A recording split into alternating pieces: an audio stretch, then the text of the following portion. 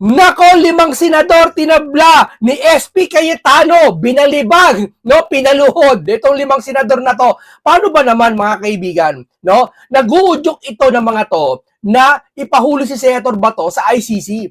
Ibig isipin mo lumalabas sa totoo nilang kulay na kung bakit talaga sa simula pa lang talaga kung bakit may agent ng NBI diyan sa loob ng Senado, walang masama kung may ano. Ibig sabihin, nagtatanggi si School Bukol kung bakit nakapapasok doon sino nakipag-coordinate. Di ba sabi niya ni Senator Amy, etong si School Bukol ay nagmerienda pa daw doon sa opisina niya. Tapos sasabi niya parang wala siyang kaalam-alam.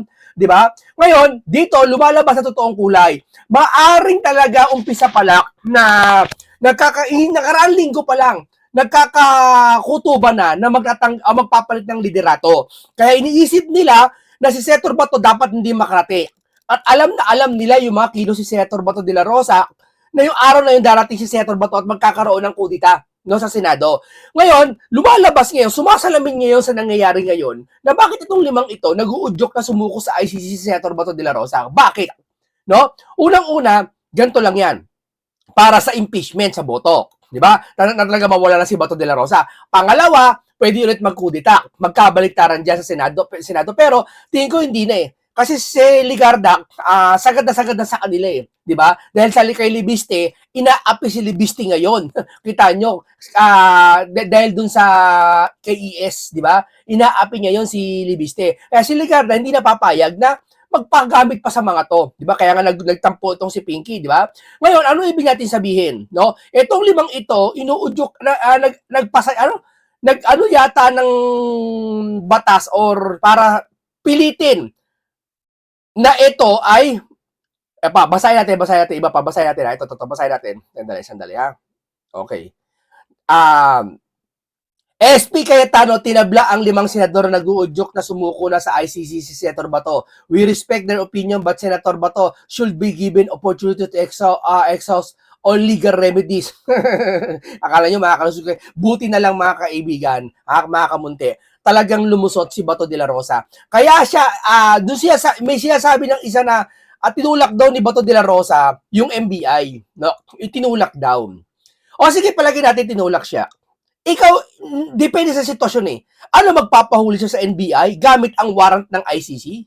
Ano ba naman yan? Ibig sabihin ba, lumalabas kasi para sa akin, ang tauhan ng ICC, tayo, ahensya natin. Tauhan natin.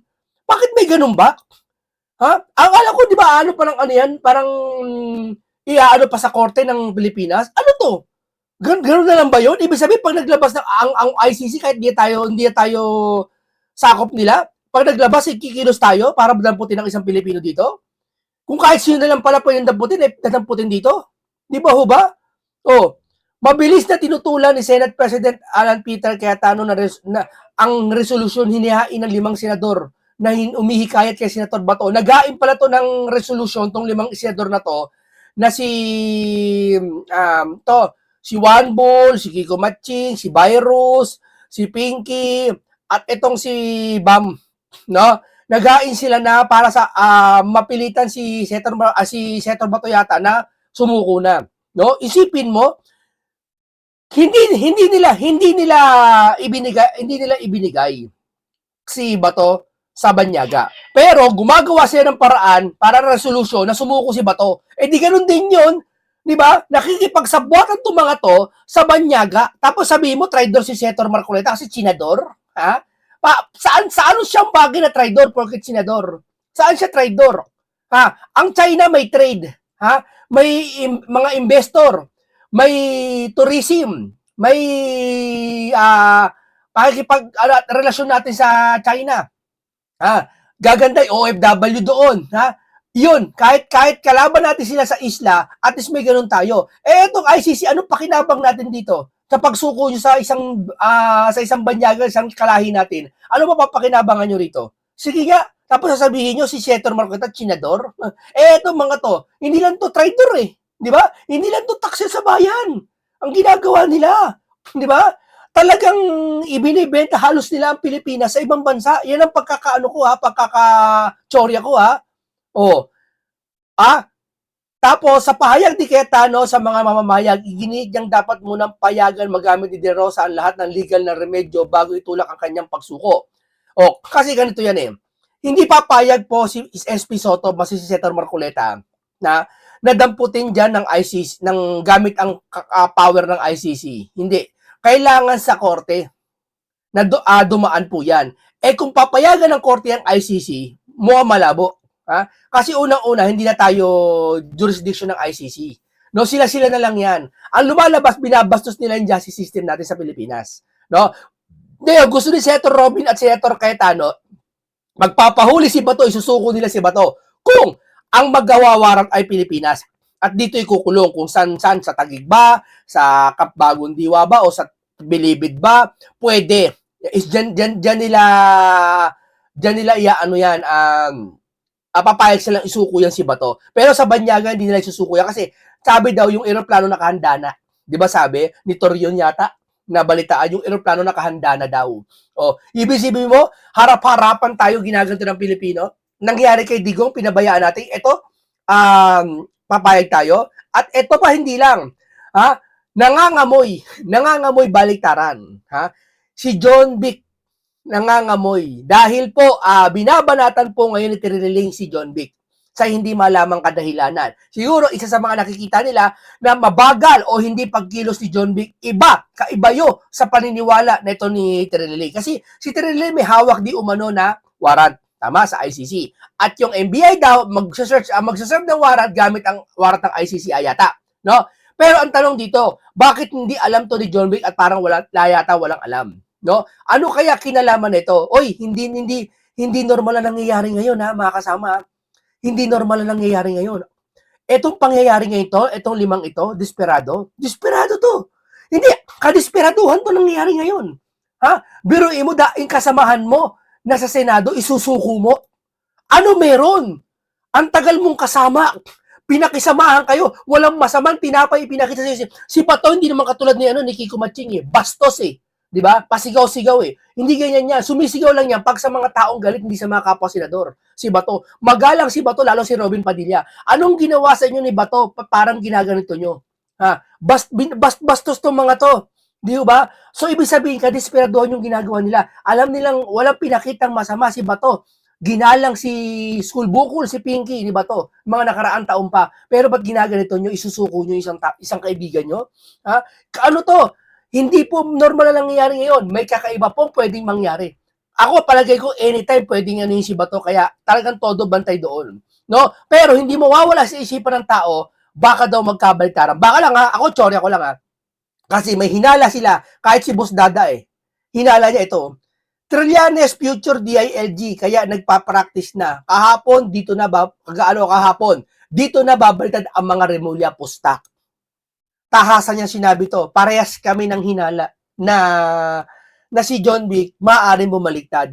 Gets nyo? Ano na eh, duktong-duktong na eh. Yung kadesperaduhan ng mga senador, kadesperaduhan ng mga pinklawan, habang si John Vic tahimik sa sitwasyong ito.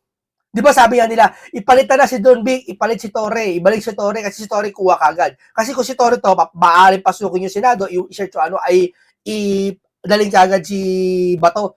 Kuling kagad si Bato. Kasi yun ang gusto ng mga mga kalaban ni Bato eh, no? Hindi nila inisip ang Pilipino eh. Ngayon ganito. Sorry lang to ha, na bakit si John Vic, kahit si Trililing, nagagalit kay John Vic ngayon, tinitira si John Vic ngayon na hindi daw kumikilos ba't ibang-iba. Kasi napapansin nyo, nakaraan 10,000 na pulis ata itatalaga ni John Vic, pero umatras si John Vic. Tapos sabi ni Trililing, meron daw siya warrant of arrest kasama ang NBI. Sabi naman ni JLG, wala naman daw natatanggap. Napapansin nyo? Tapos ito pa, bonus ko sa inyo. Hindi nyo napapansin, bakit kinasuhan ni Boying si Martin? Hindi, ito lang ha. Hindi ko sasabi totoo to ha. Tsorya lang to ha. Kwentuhan lang to, hindi to sabi totoo ha. Pero ipinapadama ko lang sa inyo. Pwede siya sabi ng iba, kaya daw kinasuhan ni Boying si Martin, saka si Saldi, is palabas lang. Tama? Palabas lang. Pero hindi natin masisigurado kung yun palabas lang yun. 'Di ba? Maaring kasi ba sabi niya ng iba, kaya daw lumabas si Martin para magpa-interview dahil niya doon na akala niya nahuli na si Saldi. 'Di ba? Kaya lumalabas, Etong si Remulla naman, si Boying naman, kinasuhan ng plunder itong si Martin sa si Saldi. So lumalabas, kinakalaban niya pinsan ni Junior. At ito naman si John Vic, ganun din. Papabasa ko sa inyo Ito kay John Vic Anong ginawa ni John Vic? Sabi dito, siya nagkwento sa Pilipino tungkol sa group effort pagdala kay PRRD sa dahig. Kaya alam natin sino-sino ang nagplano. Yeah?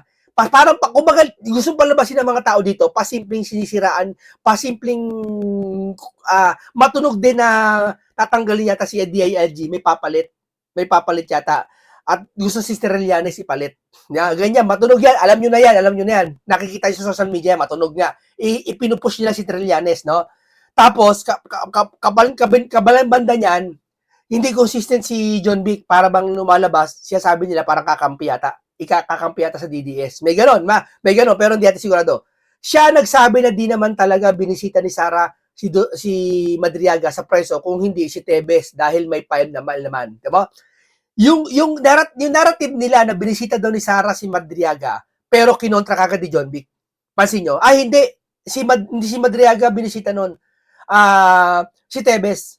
Ang lalim nun. Yun yung time na kung saan lahat nagsasabi, binisita ni Madriaga si Sara. Si Sara binisita si Madriaga. So, ando na. Gulat na gulat ang lahat. Talaga? Binisita. Tapos bigla sumingit si John Vic. Hindi po binisita ni Sara si Madriaga, kundi si Tebes. Sira. Fake news ang mga nagsasabi nun na nagbisita. Galit na galit sila kay John Vic, ibang kaalyado nila. Tama? Kumbaga dito, ang tsura dito, pasimpleng pitatanggol ni John Vic si Sara. Kasi hindi daw binisita ni Sara Biruin mo, nasa Bagong Diwa na, doon na. Malapit na kay Madriaga. Itinanggi ni John Vic. Parang ganun lumalabas daw. Parang ganun Tapos pangalawa, siya nagsabi na walang visa ang warrant of arrest si Trillanes. Kay Bato kasi di dumaan sa tamang proseso. Kaya nag-aapoy sa galit si Trillanes ngayon. Isipin mo nagpakahirap yung tao pumunta dun sa Senate na si Trillanes para ipakita yung ICC warrant. Pero sinabi lang nito ni DILG na wala silang hindi parang walang visa ang warrant. Parang ganun sabi na meron, hindi niya kami nakatanggap ng warrant of arrest. Bakit parang ganun lumalabas si Trillanes meron. 'Di ba? Pangatlo, parang nag-aging ng malala si Trillanes kagabi sa kakaantay na makuha si Bato tapos super deny lang si John Vic. Isipin mo, saka yung mga pulis hindi siya hindi siya aggressive. Parang wala nangyayaring panghuli kay Bato. Pansin nyo, umuwi ng frustrated si Trillanes dahil kinumprm na mismo DILG na wala naman palang kwenta yung dala niyang papel. Shipin mo Tapos honest din naman talaga na gusto maging presidente talaga. Ayaw niya na magpa-demur gaya ng iba dyan. Kaya mala si Trillanes dahil yung pagiging traidor mo, di uubra sa hanes ni John Vic Remulla, tapos ikaw di gwapo, tapos hindi ko alam tapos may isa pang video na lumabas na kung saan na namimigay ng bigas si Junior sa kasi si John Vic kasama. Anong sabi ni John Vic sa mga tao? Kayo naman, nakakita lang kayo ng Pangulo, ang hina ng palakpak nyo. Simple yun. Ano yun? Insulto sa Pangulo yung sabi niya na yun. Pansin nyo? Eto, pansin ko lang Wala ko sinasabi pero insulto yun na sinabi niya, napansin nyo na ano ba naman, ang hina ng palakpak nyo, nakakita lang kayo ng Pangulo. Di ba? Parang tapos habang si Boying kinakasuhan ng plunder, at ang masama nito, si Boying kakasuhan si Martin gamit ang hindi nila pinaniniwalaan, alin yon, yung 18 Marines. Saka si Gutesa. Imagine, yung bagay na hindi pinaniniwalaan ng napakaraming loyalista at ng iba pang mga kasabot dyan. Pero si Boying, gamit ang 18 Marines, pati Gutesa, pinangkaso kay Martin. Di ba yun ang sabi? Tama, di ba? Parang lumalabas, totoo siya sabi ni Boss Dada na hinala lang niya na busta babaliktad ng Remulla. Kasi niya gustong palitan si Remulla ng Trillanes na pinupush na marami So kaya itong mga to, desperado. Kasi baka walang mangyari kay Bato. Di ba? Hindi nila pwedeng kalusin si Senator Marcoleta Matibay na pader si Senator Marcoleta Lahat kinakalos nila, si Cayetano kinakalos nila. Si Marcoleta, hindi nila pwedeng takot sila kay Senator Marcoleta takot sila kay Senator Marcoleta. Dahil alam nyo naman, aalma buong Pilipinas pag si Senator Marcoleta na ang nasa top nyo, di ba? Okay, painggan natin si Mr. Trillanes sa kanyang painggan mo. Ito para may source tayo. Na kami sa inyo. Senador Antonio Trillanes, si Interior Secretary John Vic Remulla, Hanggang ngayon nga daw kasi ay maraming pugante pa ang malaya at hindi pa naaresto si Senador Bato de la Rosa. Mismo ang ICC na ang naglahad ng Nobyembre pa in-issue pero ngayon lang isinapubliko ang arrest warrant laban kay Senador Bato de la Rosa. Yan ay matapos pangalanan si Senador Bato de la Rosa bilang co-perpetrator sa drug war ng Duterte administration. Inanunsyo pa yan noon ni Ombudsman Boying Rimulya. Kaya naman si Senador Antonio Trillanes IV, kinwestiyon ang kapatid ng Ombudsman na si Interior Secretary John Vic Rimulya. Hindi magagalit si Trillanes ng ganito na wala siya nararamdaman tungkol kay John Vic. Kami, ramdam nga namin na si John Vic parang kakaiba ngayon Para bang hindi aggressive siya panghuli kay Bato ngayon. Parang tahimik siya ngayon. Kita nyo? Parang nangyayari sa Senado, NBI lang ata nanguhuli. Parang, siyempre, andun yung mga pulis to maximum tolerance. Siyempre, para hindi magkaroon ng kaguluhan doon sa harap ng Senado. Pero yun ang inalma niya ng mga senador na kung bakit parang checkpoint na sila doon sa Senado, hindi na ginalang. Di ba? Yun ang inaalma ng senador ngayon. Sinabi kasi ni Rimulya na wala pang natanggap na impormasyon ang DILG tungkol sa arrest warrant. Wala pa daw natatanggap na impormasyon. Ano ka ngayon? Kaya gigil-gigil siya kay John Vic Pasin nyo? Ito, hindi ko sabi niya Ito, hinala lang to Hindi ko sabi totoo to. Hinala lang to, baka bumaliktad si John Vic. At ito, sabi ni Boss Dada na hinala niya na pusta daw, babaliktad si mga Rimulya. Ako may possible na tsorya lang. Pwede. Kasi ito, napipigo na to Kapag nagsalita rin naman to, siyempre medyo may katotohanan patungkol dyan Laban kay De La Rosa. Pakinggan natin ang pahayag ni dating Senador Trillanes. Ako, nagdududa na ako rito kay Secretary John Vic kung kanino ba talaga kakampi ito. Kasi nung over the weekend, nung may ganyang ugong-ugong, nagmalaki siya na may 10,000 nga na pulis na nagbabantay daw, maghahanap. Kung binawas-bawasan niya yung kape-press niya, baka may nahuli siya Kasi lahat po ng pugante ay malaya under Secretary John Vic. Dahil hindi naman niya ginagawa yung trabaho niya.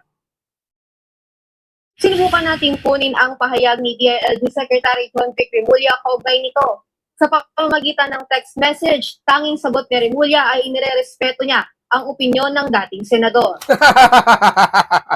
Di ba? Nirespeto niya ang opinyon. Ginawa niyang opinyon yung bagay na meron si hawak si Trillanes na ICC warrant. Totoo naman talaga mga kaibigan. Huwag natin itanggi. ICC warrant talaga ang hawak ni Trillanes. Kaya nga lang, nakakapagtaka, bakit pinababayaan nila yung mama na may hawak nun? Bakit pinababayaan nila si Bilyan na may hawak nun? No, pero totoo yun. Kasi ICC mismo nag-confirm Totoo yan. Sinikreto lang yan para talaga November 6 pa daw nilabas yan ng 2025. Kaya yung mga nagsasabi yan, totoo yun. Totoo talaga yun na ICC warrant. Ngayon, sinabi ni John Vic, opinion, ginagalang ang opinion ni Trillanes. So, ibig sabihin, dito pa lang, hindi sumasang-ayon. Parang hindi sumasang-ayon si John Vic. Ano meron? Bakit hindi sumasang-ayon? Kasi kung kay Torre to, huhuli agad si Bato Diba? Pansin nyo? Hindi ako against kay Bato. Ako ayoko mahuli si Bato dahil ayoko. Gusto ko si Bato kung may kasalanan, ang stand ko, ipahuli sa Pilipinas, ipakulong dito. Kasi dito nagkasala sa mga Pilipino, hindi sa Netherlands. Dahil pag sa Netherlands, insulto sa amin. Wala akong pakialam kung sa kaso ni Bato.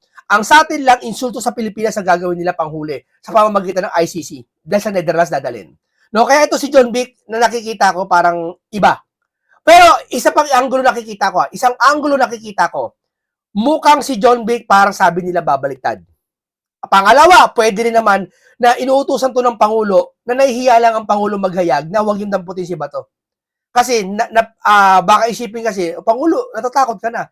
Baka isipin kasi ng mga kakampi. Kaya pasimpleng ginagamit si John Vic na maaring, Bato, wag mo pahuli kasi masisira si Presidente. Kasi pag pinahuli si Bato, dyan talaga madadali, talagang mapag-iinitan na. Lahat ng tao ay mag-aano talaga, aalman na. Baka talaga mabilisan, andyan nakikilos sila Senator Marcoleta, ilalabas ng 18 Marines, magkakadiinan na kung sino mastermind. Kumbaga ito pakiramdaman na wag niyong hilihin si Bato. Hindi ko giro, sorry lang to scenario lang to Wag niyong paniwalaan to, akin lang to Pwedeng isipin ng taong bayan kasi, naku, akala ko ba papahuli ng Pangulo ba't ayaw ng Pangulo ngayon? Kaya yung Pangulo siguro, pasimpleng sinasabi kay John Vic, wag niyo masyadong anuhin yan. Di ba? Paano gano'n? Pero, mukhang malabo-labo daw yon sabi ng iba. Mas malinaw daw yung pwedeng bumaliktad si John Vic. Pero malalaman natin yan kung sisibakin ta sa DILG. Pag ito sinibak sa DILG at pinalit kung sino man, o kaya si Trillanes pinalit, dyan malalaman talaga na talagang John Vic, pwedeng magsara. Pwede, kasi pwedeng, ito may nakita ko, Sara John Vic, 2028. Nagulat ako, wow, pabago sa pandinig ko, pero nakita ko di ba? May nagsusulong. Vlogger yata, hindi ko alam kung ilang grupo pero maraming like, maraming share. Bakit ganun? Parang Sara John Vic. Kung sakali lang, hindi ko sasabi kung babaliktad ito si John Vic, pupunta kay Sara, magsasara John Vic. May pag-asa yung mama. May pag-asa yung mama. Na, kasi ang DDS sa pagpatawad Hindi, ito lang praktikalan to Isipin nyo si Rowena Gonzon, daming galit dati na DDS. Kasi di ba makasigaw-sigaw yan sa Pinklawan, tatanggol niya. Ano ba ngayon si Rowena Gonzon? Di ba gustong-gusto ng mga DDS ngayon? Talaga nasa DDS sa si Rowena Gonzon. Isipin mo kung gaano kabaliktad yung ginawa ni Rowena Gonzon. Kasi nakita ni Rowena Gonzon yung pagkakamali ng kabila, yung mga Pinklawan. Kaya lumipat siya sa mga DDS. Kaya tinanggap siya ng mga DDS. Si Topacio lang hindi siya matanggap kasi nag-away sila ni Topacio. Tama? Marami kayong nalalaman sa akin, chismis talagang bubusugin ko kayo ng kwento rito at komentaryong masustansya at may karunungan. No? Lesson learned sa inyo to. Ito na. Pero haka naman to. Huwag nyo paniniwalaan haka lang to Pero chismis lang to. Pero totoo yung iba, nakikita nyo Pwede mangyari, itong si John Vic, mga nagsusulong, kumapit kay Sara. Pinakamatibay to. Kung sakaling mangyari to marami kayong get kay John Vic, pero sa ginagawa ni John Vic para lumalabas, hindi nagagayat yung ibang tao. Kasi niya, kay Sara, bilhin mo yung Madriaga. Sinabi niya, hindi naman daw pupunta si Sara doon. Di ba? Parang natuwa yung mga didis ng konti doon. Tapos, ang dami nagsasalita, baka daw bumaliktad to. Tapos galit si Trillanes dito. So, nangangamoy to si John Vic, nangangalinyasaw na, kumbaga. Na pag ito nagsara, at ito masama, pag siya kumalas at binasura siya, kasi sabi ni Boss Dada rito, mga kaibigan, papabasa ko sa inyo. Ang sabi ni Boss Dada dito, ito si Boss Dada, ba't ito binagawa ko referensya? Bakit ito? Si Boss Dada po isang banateros. Dikit po kalaban at bay. Magagaling po yan. Hindi yan po yung mga vlogger-vlogiran lang. Yan po ay talagang lihitimo na talagang banateros at talagang nakaugnay sa mga ibang kilalang media. Kung talagang pwede ma-impormasyon na nalaman, sila yun. Di ba? John Vic Remulla bumaba ka sa pwesto bilang gobernador dahil sa DILG. Tapos ibibigay lang nila kay Trillanes. Si Tory ka ba? Ibabasura na lang basta? Yan ang sinasabi ko sa inyo. Si Tory kasi hindi makapagbaliktad Hindi, pero nasa Pinklawan si Tory, di ba? Pansin nyo, medyo niregaluhan niya pa ng cake si De Lima. Ando doon na siya, di ba? Nagsisegue siya kasi may balak tumakbo siguro senador. Kasi nakita nila, pag PMP chief, pwede pala maging senador. Kagaya ni Bato de la Rosa, di ba? Nagkakonting ganyang kagulo lang, daming galit, tapos pag tumakbo, mananalo. Di ba? Yan ang ano ngayon kampanya ngayon Pag may magagalit sa'yo, pwede ka manalo. Di ba? Kasi nga, good or bad is publicity is publicity. Di ba? Yan ang paniniwala siguro ng mamang yon. Pero si John Vic, iba natin. Kasi, kung ito binasura ngayon, kakanta to. Mas maraming alam to. Siguro takot silang si Bakit to kung sakali bumaliktad to. Ay kung sakali nararamdaman nila ganito na. Kasi iba na kinikilo si John Vic iba na Napansin nyo? Iba na hindi daw tinatama opinion lang niya kay Trillanes yun. Opinion niya lang na may warang talagang dala si Trillanes. So hindi niya tinatanggap, di ba? Ayon naman sa PNP, nakahanda na daw ang contingency plan ng CIDG. Oras na itap sila ng Interpol National Central Bureau at Philippine Center on Transnational Crime. Ang CIDG ang pangunahing unit ng Philippine National Police na sinasabi natin mangunguna doon sa contingency plan na i-implement natin. So handang-handa naman ang Philippine National Police, lalo na po yung ating CIDG personnel, na kung sakasakaling maitap na sila ng NCB, PCTC na implement yung ICC warrant. At ito ipapatupad. Paano Interpol hindi niya kinikilala yan? Din ng PNP na pinaigting na nila ang manhunt operations laban sa puganting negosyanteng si Atong A. Ito tayo. Yun na nga po ang problema. Unang-una, nung November, ang nag-announce na may warrant na ay yung kapatid niya, si Ombudsman Boying Remulla. Okay. Last year Di pa ba? yun. Last year pa yon. Sinabi mismo ni Ombudsman Boying Remulla, nakita ko, may picture sa akin, ano man yung tanongin niya. Di ba? O pangalawa, nung Sabado, sinabi niya, meron na siyang 10,000 pulis na may dragnet para daw hindi makatakas si Bato. Nalusutan nga siya nakaabot nga sa Senado. Tapos Di ba? Ang dami naghihinala, baka daw magkakampi ang dalawa na yan. Inala lang, hindi galing sa akin to Galing to sa ibang chismis lang. Na baka daw si John Vic sa kasi Bato. Kaya hindi daw mahuli-huli. At baka daw kaya nakapasok yan. Alam nyo na.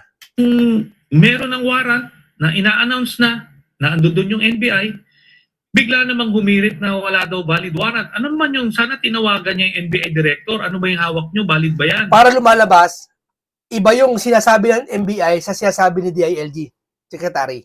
Parang magkaiba. Parang kasalungat kontra. Hindi magkasalubong. Sasabihin sa kanyang valid o di mag-aresto na siya. And problema dito kay Secretary John Vic, nauuna yung press con bago yung accomplishment. Kaya yung mga pugante dito hindi na nauhuli. Ganun po. Julius, ayon sa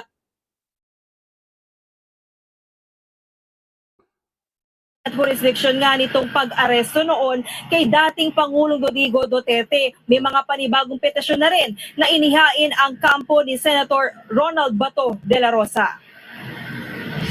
November 6, 2025 ba in-issue pero kahapon lang isinapubliko ng International Criminal Court o ICC at Grabe itong ginagawa ng ICC sa atin, mga kaibiyak, mga kaimunting kalaman. Pumapayag ang gobyerno natin na ganito yun to. Ako John Vic, kung totoo man, kung totoo man na ikaw ay babaliktad na, sana manindigan ka sa tama. Kung si Bato, alam natin nagkasala at tama yon, ipakulong sa Pilipinas. At alam natin, tama talaga ng ICC tablay natin kasi hindi natin to kalahi. Hindi ito probinsya ng Pilipinas ang Netherlands. Hindi to walang kaugnayan ng Netherlands sa Pilipinas para doon litisi ng isang tao. Isang tao hindi si Bato Isang lahing Pilipino sa doon sa Netherlands. John Vic, sana manindigan ka. Pag ikaw nanindigan, hindi man sa DDS, o gusto mo sa DDS ka na para mas malakas, mananalo ka pa. Kung ano man natakbuhan mong posisyon sa Pilipinas, maniwala ka sa akin, John Vic. Ikaw ang magiging hero. Naramdaman namin ang puso mo, hindi ka ganun kasama. Tulad ng ibang kaalyado dyan ni administrasyon. Hindi ka ganun kasakim. Nagiging patas ka sa pandinig ng tao ngayon. Hindi ko alam kung bakit mo ginagawa yan. Hindi ko alam talaga kasi sabi sa chismis parang babaytad ka Pero sa personal ko, hindi ko alam ba't mo ginagawa yan. No? Kasi itong ICC na to, binabasos ng sambayan ng Pilipino. Huwag kang pumayag. DILG ka pa Huwag kang pumayag. Habang andyan ka pa, hindi ka pa sinisibak ng dyan, na kagaya ng kay Tore, na patapos parang kalamansi, para patapos pigain tatapon na lang. Di ba?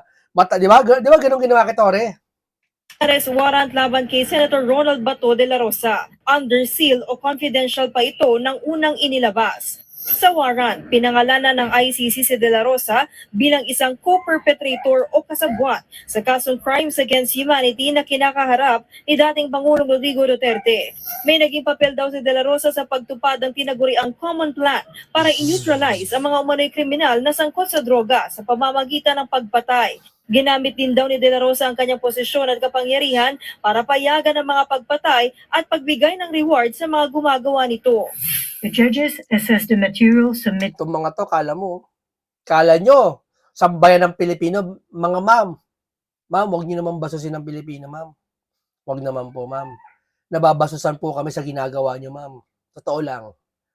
Wala na kayo sa jurisdiction namin Tapos andyan pa kayo. Kasi porket ang dito sa gobyerno to may